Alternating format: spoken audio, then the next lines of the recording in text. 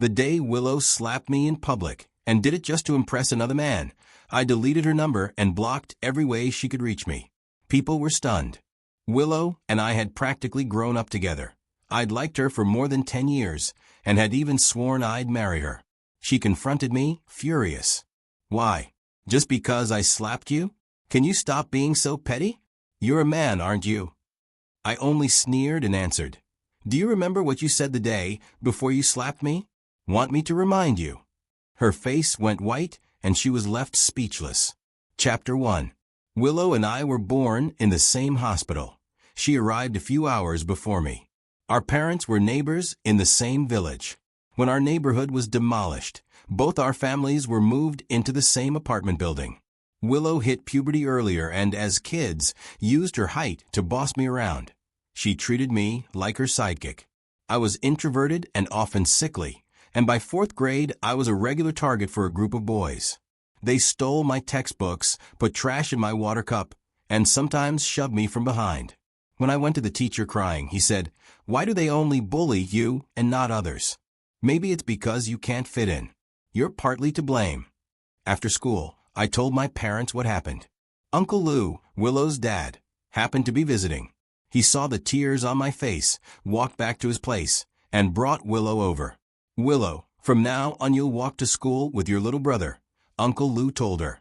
The next morning she was waiting at my door with her backpack. At school she grabbed my hand and led me into class. She was taller than most boys, and when she found the ringleader of the bullies, she dragged him into the alley behind the bathrooms. I stood behind her and watched as this one girl beat up the whole gang until they cried. "I'm warning you, if you dare bully George again you'll regret it," she said, quietly but with a firmness that shook me. That moment, a breeze lifted her long hair, and I saw her faint smile and bright eyes. My heart raced. I didn't yet understand love, but I knew this. As long as I could see her, I was happy. From that day on, rain or shine, Willow waited at my door so we could go to school together. Even if she were sick and missed class, she'd still walk me to school and pick me up afterward. During morning recess, wherever Willow went I followed. She'd pretend to be annoyed. "If you keep following me, I won't wait for you next time." But I never stopped. I called her Sister Willow, and was content to be by her side. One day, after school, she wasn't outside my classroom. I searched rooms she usually visited, but couldn't find her. The security guard told me to leave, but I kept looking until I spotted her chewing bubblegum at a snack shop near the bus stop. She walked over blowing bubbles, complained, "Took you long enough," then pulled a candy from her pocket and handed it to me. Time passed like that. Willow and I grew up together. That summer I grew suddenly and finally caught up to her in height. Later I grew taller than her. I noticed subtle changes. When I helped her with math, she wasn't looking at the problems. She was smiling at me. On crowded buses, she'd shyly tug the hem of my uniform. After our high school entrance exams, we both got into the city's top school. Her mom teased, "I've watched George grow up. He'd make a fine son-in-law." "Willow, how about making it official once you both get into college?" Willow blushed and ducked into her room. Everyone noticed. I heard my heart pounding and shouted, "I like Willow. One day, I'm going to marry her." People laughed, but I was sure she heard.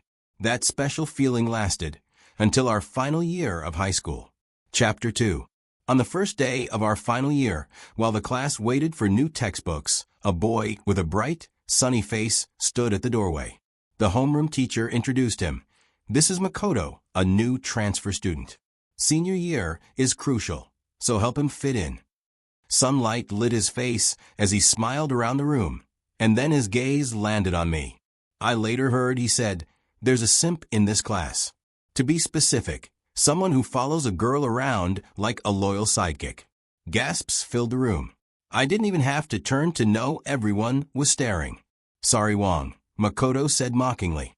"I also heard you're really prideful. Will saying this upset you?" He raised his eyebrows, provocation in his eyes. He continued, "You're a guy, always following a girl around. Isn't that a bit pathetic? She's not your mom. Or are you part of a special group?" "Makoto, that's enough," Willow snapped, slamming her hand on the desk so her chair toppled. Makoto's eyes softened when he looked at her. "Am I wrong, Lou?" he said gently. Honestly, you've been kind of annoyed by his clingy behavior, haven't you? Willow pressed her lips together like she was admitting it. The teacher banged the board 3 times and told him to sit next to Willow. This year, I hope all of you focus on your studies. Pointless childish nonsense. Don't bring it up again, he added. Makoto gave me a meaningful glance as I left with the textbooks, and I understood. When I came back, I saw Makoto and Willow standing very close together. After school, they left hand in hand. I pulled a small cake from my drawer and ate it in big bites. It was her favorite flavor, not sweet at all. Everything from that day replayed in my mind and made my chest ache. Makoto had become the third wheel between Willow and me. Our relationship could never go back to the way it was. Chapter 3. Makoto was a natural at socializing. Within days, he'd blended into the class. I didn't understand how he and Willow grew so close so fast. I kept bringing her breakfast. I brought you steamed buns, both of your favorite flavors today, I said, placing them on her desk. Willow kept her head down, busy with her drawer. Thanks, but you can take them back. I've already eaten, she said. Makoto lifted a half-eaten bowl of Longan sticky rice porridge and smirked. Oh, I didn't know you brought breakfast too. But Willow couldn't even finish this porridge. You really don't need to keep bringing food. Focus on your studies. No need to fuss over trivial stuff like this, he said, curling his lip and ducking behind her. Something in me snapped. Isn't it better if you stop bringing breakfast? Focus on your studies. No need to fuss over trivial stuff like this, Makoto had said, and Willow's "don't be so petty" stung me like a punch to the chest. I looked out the window at the sky as that familiar ache returned. Fine, I'm the petty one. It's my fault. My outburst silenced the classroom. Makoto sipped his porridge and mouthed, "She drank this. It's sweet, George." Willow's voice was sharp, clearly irritated by my sarcasm. I couldn't take it. I reached over and pulled the steamed buns off her desk. Why are you yelling? You think I'll back down just because you raise your voice? Willow was stunned. For the first time I'd ever spoken to her that way. She instinctively reached for my hand, but I pushed her away. Don't be mad. I'll eat it, all right. Keep bringing breakfast like before, I said. Willow reached out gently like she used to. Makoto glared at me with pure jealousy. The first time I'd seen someone look at me that way. From then on, Makoto made things difficult. It felt like being caught in a sudden storm. A tiny boat in raging winds with nowhere to hide. I was strong in science and ranked near the top, but my language arts grades were poor and the teacher often called me out. Whenever I answered, Makoto would mutter, "You don't even know that." One idiot, and his entourage would laugh. In group discussions, I'd barely get a word out before Makoto rolled his eyes and contradicted me. "I'm just doing it for his own good," he'd say, and Willow would fall silent as if she agreed. Watching them laugh felt like needles in my chest. Half a semester passed. My eyes were swollen from allergies, which Makoto turned into another weapon. After school, I tried to slip out wearing sunglasses, but Makoto pointed and shouted, "Look, he spent the whole day lying on his desk. Bet his eyes are swollen from crying. That's why he's wearing shades," then yanked them off my face. All eyes turned to me, and laughter erupted. Tears welled up, but I fought to keep them in. Chapter 4. A surge of fury exploded inside me. I raised my fist and punched Makoto square in the face. He clearly didn't see it coming. My punch sent Makoto sprawling to the ground, leaving a red mark streaked across his cheek. He looked utterly humiliated. "Are you looking to die?" Makoto grabbed onto a desk and struggled to his feet. I glanced down at the powder residue on my fingers and sneered. "No wonder your skin's so thick. You caked on so much foundation it left a mark on me." I turned to head to the restroom to wash it off. But Willow grabbed my wrist. Her voice was sharp, cold, and commanding. "Apologize." "Why should I apologize to him?" I started. "You hit him." Her words were flat, stripped of any warmth. "He was just joking, and you hit him. Apologize, don't make me hate you." I stared at the girl, defending Makoto. A strange, unfamiliar feeling welled up in my chest. "I won't," I shouted. The moment the words left my mouth, Willow slapped me across the face.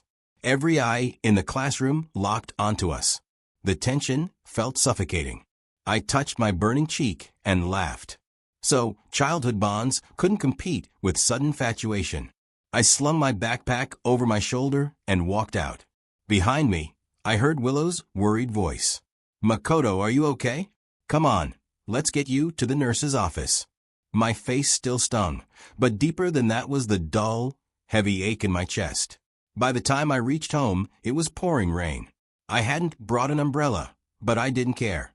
Head down, I walked through the streets, ignoring the curious stares of passers-by. Soaked to the bone, I finally arrived home. On the coffee table in the living room was a framed photo of our two families together, taken last summer at the amusement park. I went into my room and opened the closet. Every piece of clothing Willow had ever bought me hung neatly. I grabbed a cardboard box and began tossing in everything related to her. On my nightstand sat the only photo of just the two of us. I ran my fingers over her smiling face in the picture, then tossed it into the box as well. After sealing it with tape, I carried it downstairs and dropped it into the garbage bin. The hollow thud echoed in the empty room. Willow and I could never go back to how we were. A few minutes later, there was a knock at the door. I thought it might be my parents, but when I opened it, it was Willow. Her expression was cold. "George." I looked down. She was holding the same cardboard box I'd just thrown away, pulling out our photo. "Why did you throw this away? And all these, they were gifts for me. Why did you throw them out?" I smiled. "What I do with my stuff, what's it got to do with you?" Her eyes flicked to the faint red mark still visible on my cheek. "I didn't even hit you that hard. Why does your face look like this?" Her voice broke as she reached out her hand. I turned my head, dodging her touch. She had been my only friend. Whenever I felt wronged, she was the first person I ran to. "I didn't mean to," she said anxiously. "I didn't control my strength." "Enough. That's enough." I cut her off. "From now on, we're just neighbors in the same building." Willow set the box down and grabbed my hand. "Why, George? Is it because I slapped you at school?" "Don't be such a child," I said, letting out a cold laugh. "You're a grown woman. Can't you stop being petty?" "Childish. Petty. Willow, from this moment on, we're done." Tears spilled down her cheeks. "I didn't mean it that way. I was wrong. I'm sorry, okay? I don't need your apology." One by one, I peeled her fingers off my hand. "Don't come bothering me ever again." Her expression shifted from shock to confusion, and finally, to a bitter, mocking smile. "Fine. Fine. You said it yourself. Don't come crawling back later." Without looking back, she turned and walked away. Only after her footsteps had faded completely down the stairs did I stand there, dazed, quietly closing the door. Chapter 5. The next day at school, Willow and Makoto were officially a couple. They brought in big bags of candy and dozens of cups of bubble tea, placing one on every classmate's desk. I thought about telling her to focus on her studies, but then I realized, what did any of this have to do with me anymore? Everyone in class silently agreed to keep the open secret from the teachers and cover for the new couple. Not surprising, Makoto had quickly blended in thanks to his extroverted, sunny personality. He was good-looking, popular with the girls, and even once said, "I'm a guy, but if anyone's bullying you, feel free to come to me." What's wrong with hanging out with girls? They're clean, emotionally sharp. They notice the good in people.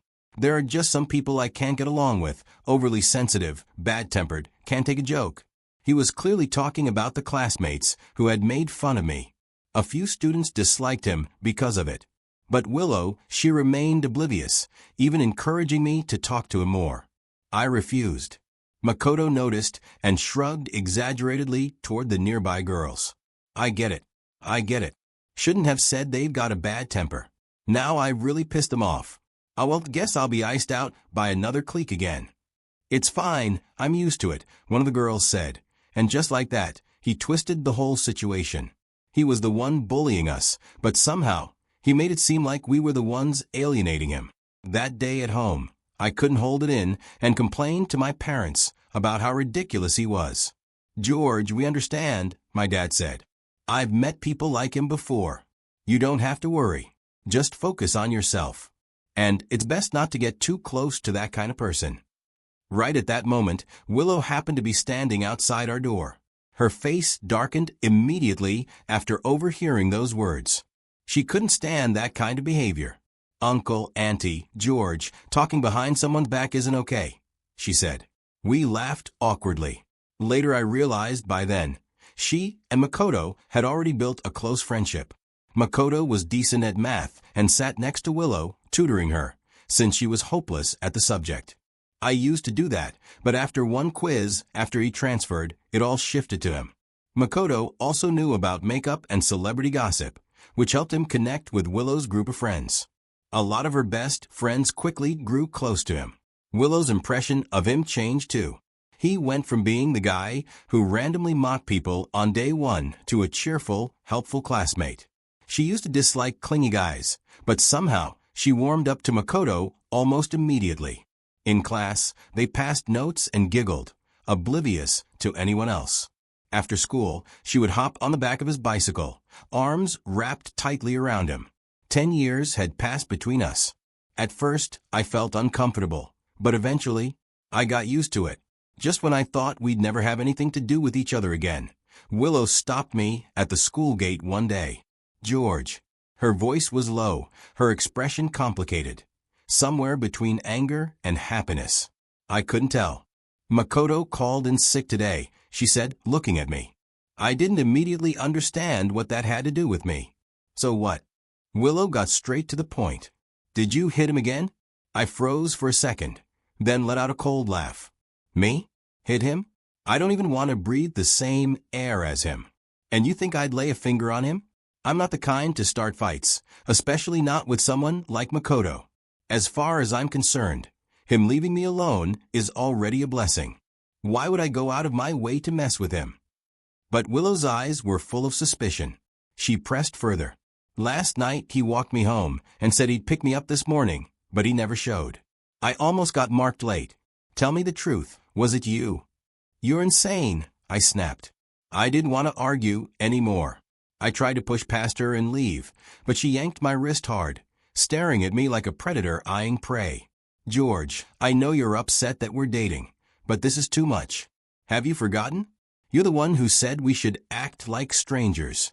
Even if you're jealous, that's no excuse." She hesitated mid-sentence, then softened. "If you just apologize, we can pretend none of this ever happened. We can go back to how things were." I'd had enough. "Are you serious? It's broad daylight and you're dreaming already. Let go of me. Apologize? I told you, I didn't do anything. You two want a date? Be my guest. Have 10 kids right now, for all I care. Go get married and live happily ever after. Just leave me out of it." Willow's face turned pale and stunned, but her hand didn't loosen. Just as I was about to shake free, a hand gently touched her arm. "Hey, is this how you treat your classmates?" I turned toward the voice. It was a girl in a dress, about our age. Anna, the name slipped out of my mouth. Anna was one of the school's top graduates, a year ahead of us, and had been the crush of countless guys. What was she doing here? Seeing my confusion, Anna glanced at me and winked mischievously. Without missing a beat, she slid her arm into mine. Willow's expression soured immediately. Taking the chance, I broke free from Willow's grip and ran off, pulling Anna with me, without looking back. Chapter 7. It was Wednesday during P class. I wasn't feeling well, but didn't think much of it. When the teacher blew the whistle, I lined up and ran laps with the rest of the boys. The boys and girls ran separately. The girls had already finished and were waiting nearby. Halfway through my run, my vision suddenly went black. My limbs went weak and numb. Only then did I realize I was having a hypoglycemia attack. But it was too late. My foot caught on the track, and I collapsed awkwardly to my knees. Gasps erupted all around me. Suddenly, I felt fast approaching footsteps, and a slender hand wrapped around my arm, helping me up. It was Willow. "Your blood sugar dropped again? Did you skip breakfast again? You're in no shape to run. Can you please take some responsibility for your body? Are you hurt? I'll take you to the nurse." Her voice was insistent, nagging right beside my ear. I was already irritated from falling, and all the eyes staring at me only made it worse. I yanked my arm back hard. Don't touch me. I can walk on my own. She growled. Is this really the time to throw a tantrum? Can you just care about your own health for once? I'll just take you to the nurse's office, and then I'm leaving. Is that okay with you? I let out a bitter laugh. You don't get it, do you? Is low blood sugar some kind of fatal illness? Sitting down somewhere for a few minutes will fix it. Am I dying? Do you have to take me to the nurse? Willow clenched her jaw. After a moment, she hissed through her teeth, Why do you have to be so ungrateful? I looked at her calmly. If that's what you want to believe, then go ahead. Willow flung my arm away and stormed off without looking back. There weren't many people in the nurse's office, just one girl sitting on a cot. It was Anna. Again. Why was she still on campus? Didn't she already graduate and go off to college? She spotted me and lit up with a bright smile. Hey Wang. What a coincidence. You're at the nurse's office too. I nodded weakly. Then I noticed. Anna was actually injured. Not like my minor issue. Hers was serious. Her knee was wrapped in thick layers of gauze, and blood had seeped through, turning the white bandage completely red. She followed my gaze, looked down at her leg, and scratched her head awkwardly. Oh, there was this uneven spot on the court I didn't see. Took a fall while playing ball. Nothing major, just a scrape. What about you? Are you okay? I remembered hearing that Anna used to be captain of the school's girls' volleyball team. She was even well known across the city. This must be why she came back, probably invited to help coach the new players. Looking at the bloody gauze made my skin crawl, but I was surprised at how tough she was. She didn't seem fragile at all. Quite the opposite. My attitude toward Anna softened unconsciously. I'm fine. Just low blood sugar. You should rest. Anna nodded firmly, her smile radiant, completely unfazed by her injury. Because of her condition, she stayed in the nurse's office for a long time. And over time, we got more familiar with each other. Anna was naturally friendly, warm, and easy to talk to. She had a way of making people feel comfortable. One day, while sitting on the cot, she looked at me a little shyly. Wang, I think our friendship could maybe move a step forward. What do you think? I was stunned and waved my hands immediately. I'm about to take the college entrance exams. I'm not thinking about anything else right now. But Anna didn't give up. A week later, she could walk again. Every day, during long breaks, she came to find me. Sometimes she brought candy. Sometimes she brought my favorite milk. Whenever she showed up, she stuck close to my seat and chattered nonstop. The boys around me, they'd all jump up and give her their chairs with enthusiasm. Slowly, a rumor spread. The famous graduate Anna was dating a senior. Everyone assumed we were together. Chapter 8. I denied it, but everyone just gave me that, sure, we get it look. If you don't want to admit it, fine, everyone knows anyway. The guy who sat behind me leaned over, full of gossip. Hey George, let me ask you, does Anna really have abs? I blinked. How would I know? Still, I answered honestly. I don't know. Come on, man. Don't keep it from us at a time like this. We're just curious. You know how many guys chased her during her 3 years at school? She never said yes to any of them. George, spill it, come on. Even my desk mate nudged me with his elbow. A senior girl who graduated with her said she's got abs. And you're her only boyfriend. You must have seen them, right? Come on, tell us. Were they hot? What did they feel like? I thought for a second. Did she have abs? If I really dug into my memory, I think I actually had seen them. I fell into deep thought and mumbled, maybe yeah. Even though she's thin, she's really athletic. Yeah. Bro, how far did you two go already? The guy behind me shouted before I could finish. Hey, shut up.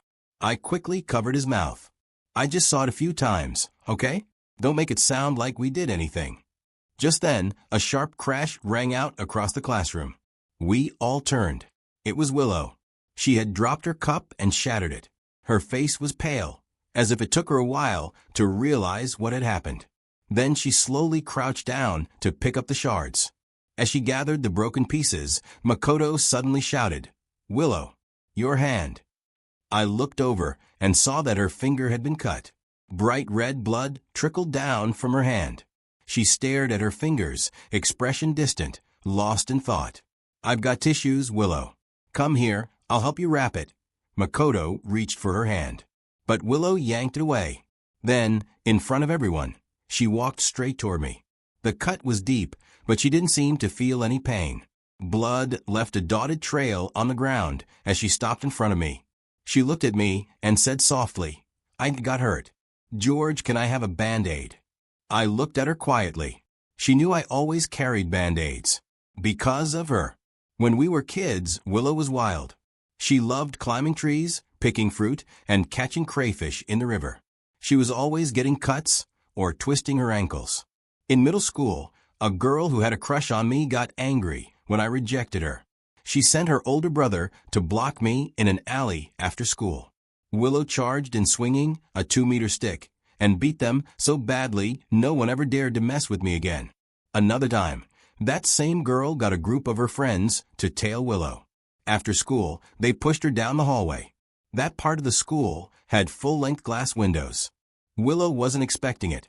She crashed through the glass and rolled onto the ground, covered in shards. Thankfully, it was only the first floor. She wasn't seriously hurt, but both her arms were covered in thin, bloody cuts. When I found her, her uniform was soaked in red. She was in so much pain her face twisted up, but she gritted her teeth and told me she was fine, that it didn't hurt. I cried so hard I couldn't see clearly. All I could do was stand there, helpless, watching the blood soak through her sleeves. From that day on, I always carried Band-Aids with me. Chapter 9. Ever since then, no matter who bullied me, I always handled it myself. I never told Willow again, afraid she might get hurt because of me. She's a girl too. How could I always rely on her to protect me? That habit stuck with me even now. Willow once teased me for overreacting, but when I saw the smile in her eyes, I knew she actually enjoyed it. That was until Makoto transferred in. One day, he saw a Hello Kitty bandage fall out of my bag. He told Willow, "You're already a grown man and you're using Hello Kitty bandages? What kind of guy likes stuff only girls are into?" Willow just smiled and nodded. I snapped out of the memory and looked at her, gently shaking my head. "I'm not a doctor. If you're hurt, go to the nurse's office. You hurt your hand, not your leg. I don't think you need me to carry you. Besides, isn't there someone else now?" Willow didn't look surprised. The color drained from her face. She gave a soft, self-mocking laugh. "Got it." Her gaze dimmed instantly, losing its usual sparkle. After school, Makoto cornered me behind the classroom. "We need to talk." He wasn't smiling this time. His face was dead serious. Honestly, I was getting annoyed. Why do they keep coming to me? I mind my own business. Isn't that supposed to be a good thing? They're in a relationship. I'm just living my life. We shouldn't even cross paths. So why is one confronting me today and another wants to talk tomorrow? Makoto stared at me intensely before finally saying, "I really don't get it. You're just a nerd who only knows how to study. Why does she care about you so much?" I almost laughed out loud. Cut the indirect talk. If you've got something to say, just say it. His face darkened for a second. His eyes filled with frustration. "You must be pretty pleased with yourself, huh? Willow might be with me now, but her heart is still with you. She saw you with another girl and went absolutely nuts. She hasn't talked to me for days. I really don't get it.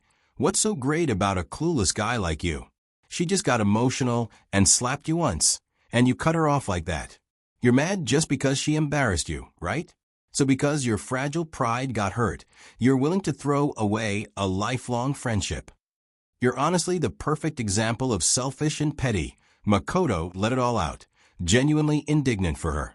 I listened quietly until he finished, then said, "You don't need to test me.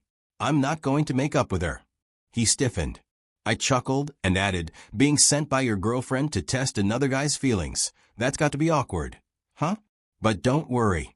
I'll treat her like a stranger from now on. I'm George. I don't take back what I throw away. Tell Willow the same thing I've always said. Stay the hell away from me." Makoto's expression twisted, part guilt from being exposed, part humiliation, and part confusion. As I walked away, I heard his voice behind me, full of reluctant frustration. George, just because of that one slap. Just for that. Yes, just for that, I replied again, the same cold answer.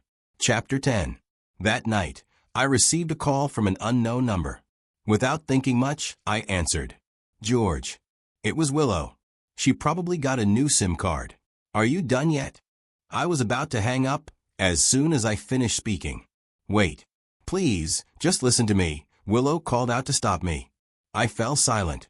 I read that diary. After a moment, her hoarse voice came through the phone. My mind went blank for a second. She must be talking about the diary I wrote. I only had one diary, the one Willow gave me when I turned 10.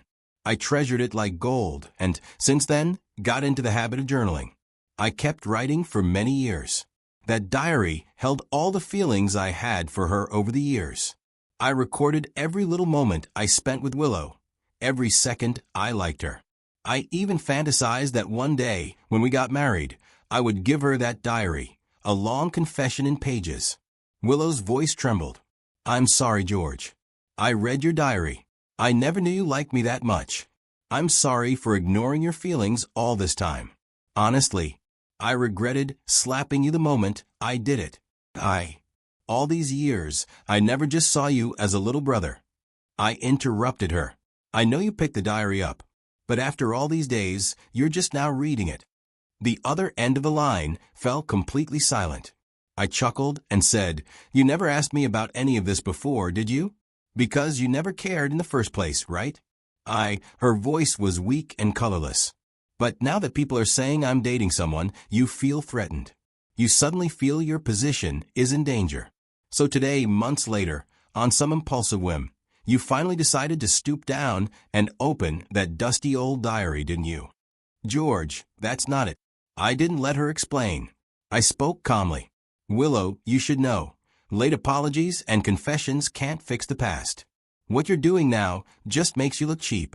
That diary means nothing now. You might as well throw it away. Don't call me again. Don't look for me either. You're really annoying. I hung up.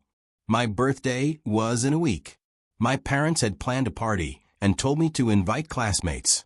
At first, I didn't want to invite Willow or the others, but since they'd been behaving lately, I figured I'd treat everyone the same and handed out the invitations. Anna shamelessly asked for one too. On the day of the birthday party, I dressed up. Willow showed up as well, her makeup flawless, and Makoto was holding her hand, dressed in a white suit. When he saw me, he quickly let go of her hand and wrapped his arm tightly around hers, sticking to her like glue. Willow's face was expressionless. I didn't greet them. I walked straight toward the adults. The party was cheerful, but a little exhausting. At one point, I walked alone onto the terrace to catch some air in the night breeze. Then I heard footsteps behind me. Even if I didn't want to admit it, I recognized them instantly. We'd known each other too long. She stood behind me, her voice hoarse. Can we talk, George? I turned and saw Willow's eyes, red and puffy. Of course, I said expressionlessly, but if possible, I hope it's the last time. Her face turned pale, and she gave a bitter laugh. Does it really have to be like this between us, George? No matter what I say now, you won't forgive me, will you? I looked away. I really don't understand. Didn't you always like me? You know it. I like you too. We were just one step away from confessing to each other. Why are you treating me like this? She finally said it out loud, for the first time admitting that she liked me too. But it came under circumstances like this. All because of that one slap. Just like the first time she asked that question, I nodded without hesitation. Yes, because of that one slap. I heard it that day. Chapter 11. Willow didn't slap me just because she lost control of her emotions. The day before it happened, on the way home from school, I saw Makoto giving Willow a ride. But halfway through, they suddenly turned away from the road that led to our neighborhood. I felt uneasy and followed them. Willow and a few of her girlfriends took Makoto into a hot pot restaurant. While eating, they chatted away. He's been by your side since elementary school. Wow, that's basically what they call childhood sweethearts. So does he like you or not? Of course he does. In class, he only ever talks to Willow, not any other girl. 9 years of chasing her. Willow, you're still not saying yes. Don't like him. My heart tensed. Willow laughed lightly and replied offhandedly. I mean, I do like him, but I'm not really interested in dating. He's too dull. Boring. A wave of commotion followed. Damn, that's savage. Girl, aren't you afraid he'll stop liking you if you keep stringing him along like this? No way. Guys like that, once they fall for someone, they cling on for dear life. You can't even shake them off. At that moment, Makoto's voice chimed in with a grin. Exactly. I totally get that kind of guy. Once he likes something, he never stops. And he's always looking for someone to lean on. I bet no matter how Willow treats him, as long as she shows him a tiny bit of kindness, he'll keep liking her forever. Look, even though I'm this close with Willow now, he's still watching us with puppy dog eyes, isn't he? Even if she slapped him in public, then said sorry later, he'd still be fine with it. For real? That brainless. If he's that devoted, Willow want to give it a try? Slap him in front of everyone. Bet he'd still come crawling back. I held my breath. In the noisy restaurant, Willow's voice rang out clearly. Sure, let's try it. Willow was trembling, her hands slightly shaking. That's not it, George. Listen to me. I just said that to save face. I didn't mean it. Don't deny it. That's pathetic, Willow. I looked at her and said softly, didn't you always say it's awful to talk behind people's backs? Take a look at yourself. How are you any better? Willow's face instantly drained of all color. I let out a long sigh. Strangely, though I had been furious and heartbroken at the time, now I felt nothing. It was like watching someone else's story. I knew she liked me, but I also knew she was swayed. There was a moment she thought Makoto was great too, so great that she wanted to impress him. That's normal, Willow. You like me because we grew up together, because I looked decent and loved you with everything I had. That's why you had feelings for me. But in the end, we're not a good match. You think I'm good looking, but that doesn't stop you from thinking I'm dull. You think I'm passive, unassertive, not like Makoto, who's confident and presentable. So eventually, you'd be drawn to someone like him. And even if it wasn't Makoto, it'd be someone else, the next sweet, charming guy, nothing like me, but just as attractive. But what you shouldn't have done is use me as your stepping stone. I gave a cold laugh. How dare you slap me? Who do you think you are, Willow? Why would you slap me for someone you've only known a few months? Willow's face went completely blank, drained of all hope. Because deep down I had exposed her darkest, most selfish desire. And she knew it. She no longer had the strength to argue. I looked at her unwavering. In the end, she just stood there in a daze, a single tear sliding down her cheek. George, do you not love me anymore? I never loved you. I said it without a second's hesitation. Willow's lips lost all color as she stared at me, completely lost. I looked straight into her eyes and spoke honestly. I used to like you. I liked you for a long time because you always looked out for me when we were kids. That affection lived inside a beautiful fantasy I built around you. It didn't need your response. It could survive just by existing in me. But not long ago, I let it go. Why? She sounded like she was sleepwalking. Because even now, whenever I see you, my face still stings. I said it without emotion. Willow's face finally lost all color. Chapter 12.